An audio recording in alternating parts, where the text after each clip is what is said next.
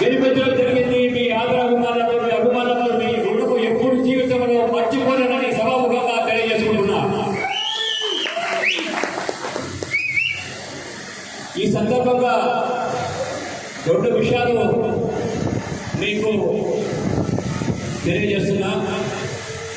ముఖ్యంగా మన నారా చంద్రబాబు నాయుడు గారు, మన ముఖ్యమంత్రి గారు నా మీద నమ్మకం వచ్చి కోడూరు నియోజకవర్గం తెలుగుదేశం ఇన్ఛార్జిగా, తెలుగుదేశం పార్టీ ఇన్ఛార్జిగా ఇచ్చినందుకు మనస్ఫూర్తిగా హృదయపూర్వక నమస్కారాలు తెలియజేసుకుంటున్నా మన సీఎం గారికి. అదేవిధంగా నాకు ఒక మాట చెప్పడం జరిగింది మన సీఎం గారు చంద్రబాబు నాయుడు గారు. రూపనల్ ఇక్కడ కోడూరు నియోజకవర్గము జనసేన కావాలని అడుగుతున్నారు.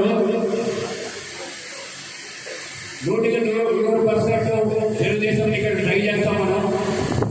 ఒకవేళ పొరపాటున జనసేన పార్టీకి టికెట్ ఇస్తే, తెలుగుదేశం పార్టీ టికెట్ ఇచ్చిన, జనసేన పార్టీ టికెట్ ఇచ్చిన గెలిపించే బాధ్యత నీది అని మన నారా చంద్రబాబు నాయుడు గారు చెప్పడం జరిగింది. నేను ఒకే మాట చెప్పిన సార్